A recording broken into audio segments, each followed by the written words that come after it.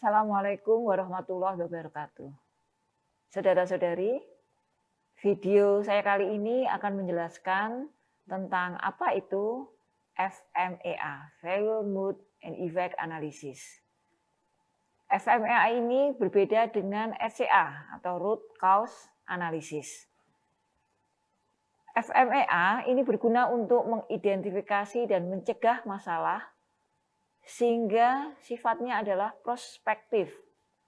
Sedangkan RCA ini bersifat reaktif atau retrospektif. Mari kita simak penjelasan tentang langkah-langkah melakukan FMEA. Failure Mood and Effect Analysis ini merupakan metode sistematik mengidentifikasi dan mencegah masalah pada proses dan produk sebelum kegagalan terjadi. Dunia kesehatan, terutama fasilitas pelayanan kesehatan, ini merupakan area padat karya dan padat ahli, yang setiap sistem dan hasil akhirnya selalu berisiko untuk terjadinya kegagalan. Kegagalan dapat dicegah jika bisa diprediksi lebih awal terjadinya. Pada akhirnya, peningkatan sasaran keselamatan pasien pada fasilitas pelayanan kesehatan dapat tercapai.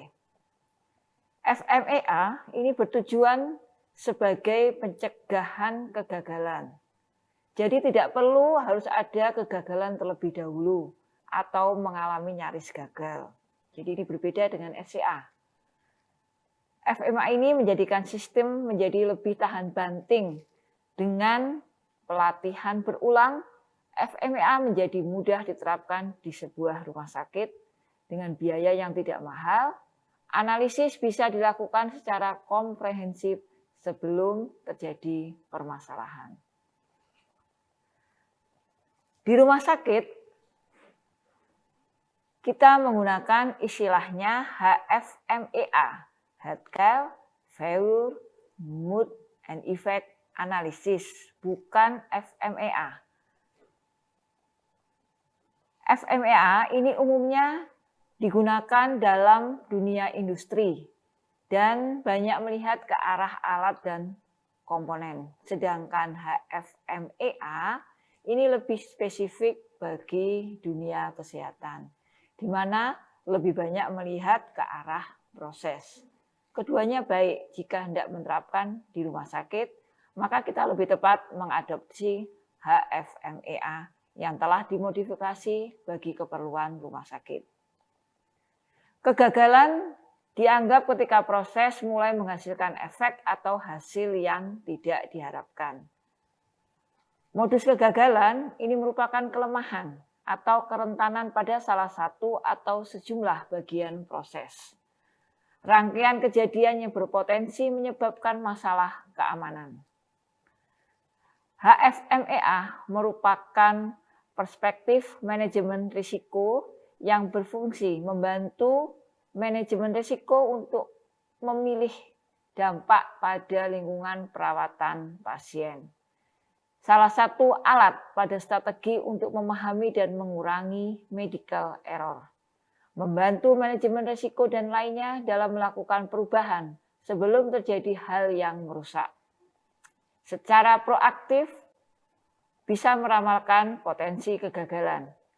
Menerapkan kontrol risiko atau kerusakan pada hal-hal yang berpotensi mengalami kegagalan.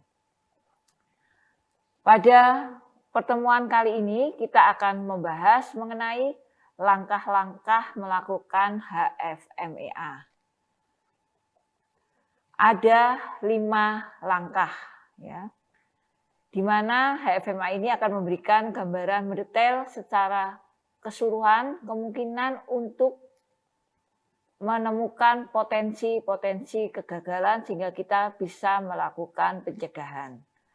Ada 5 langkah, yaitu 1, memilih dan menetapkan topik dari proses yang paling berisiko tinggi yang akan dianalisis secara HFMEA. Yang kedua, setelah menemukan topik, kita menetapkan tim yang akan terlibat. Langkah ketiga, 3A, kita menulis proses dan sub subproses pelayanannya. Di 3B, kita menentukan modus-modus kegagalan dari setiap subproses pelayanan pada pasien. Langkah yang keempat, kita melakukan hazard analysis. Dan langkah terakhir, action dan outcome. Mari kita lihat untuk langkah pertama. Langkah yang pertama adalah memilih dan menetapkan topik dari proses yang paling berisiko tinggi yang akan dianalisis. Kita bisa memilih topik yang berisiko tinggi ini dengan cara melakukan penilaian menggunakan RPN, Risk Priority Number, dengan menilai proses-proses yang pernah mengalami kegagalan atau kita melakukan prediksi proses-proses yang kemungkinan modus-modus kegagalannya banyak, berisiko tinggi, atau berisiko menghabiskan biaya banyak apabila kegagalan itu terjadi. Sebagai contoh, kita ambil di sini adalah proses pelayanan farmasi di suatu klinik. Kemudian kita juga menetapkan unit kerja yang akan terkait dalam menganalisis risiko. Dalam hal ini, unit kerja yang terkait adalah unit pelayanan dokter umum, pelayanan dokter gigi, pelayanan farmasi, dan IT, karena di klinik ini telah menggunakan rekam medik elektronik. Kemudian langkah kedua adalah membentuk tim yang akan terlibat di dalam proses HFMEA. Tentu saja tim ini harus terdiri dari orang-orang yang mengalami pada proses pelayanan. Dan ada pakar yang paham bagaimana melakukan HFMEA. Tim terdiri dari ketua dan anggota. Tanggung jawab tim adalah melakukan analisis, menyusun rekomendasi perbaikan, melakukan sosialisasi hasil pelaksanaan rekomendasi. Langkah berikutnya yaitu proses dan subproses pelayanan pasien. Pada menggambar alur proses ini, kita harus menggambarkan seluruh alur proses dari awal sampai akhir. Pada contoh di sini ada 4 proses, yaitu A. Diawali dengan petugas farmasi menerima nomor antrian dari pasien. Kemudian proses berikutnya petugas farmasi membaca resep di rekam medis dan kertas resep. Proses yang ketiga, petugas farmasi menyiapkan obat. Proses yang keempat, petugas farmasi menyerahkan 4. Jadi ada 4 proses. Kemudian kita gambarkan subprosesnya dari masing-masing proses. Proses yang pertama tadi, petugas farmasi menerima nomor antrian dari pasien. Kita perdalam dengan subproses. Oh, ternyata untuk proses ini, subprosesnya adalah pertama, ini merupakan urutan ya. Pertama, pasien menuju ruang farmasi.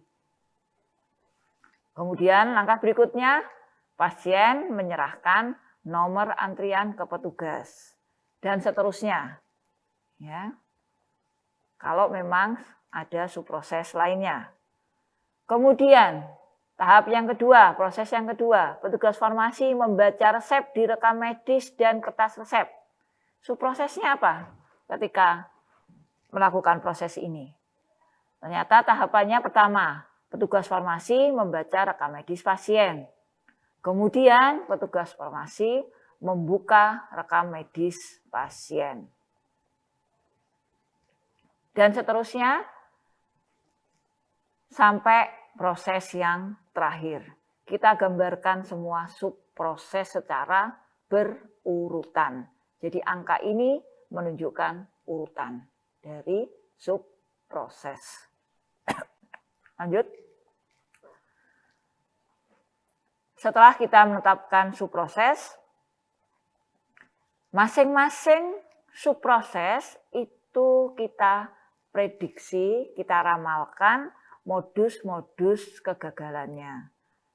Tentu saja untuk bisa memunculkan modus-modus kegagalan, kita harus melakukan diskusi, brainstorming dengan petugas yang terlibat langsung di dalam subproses ini.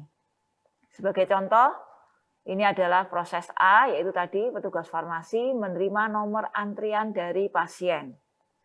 Subprosesnya ada dua tadi, pasien menuju ruang farmasi dan pasien menyerahkan nomor antrian ke petugas. Nah, dari sini kemudian kita menentukan modus-modus kegagalan. Modus kegagalan ini bisa modus yang pernah terjadi atau yang mungkin bisa terjadi. Ya.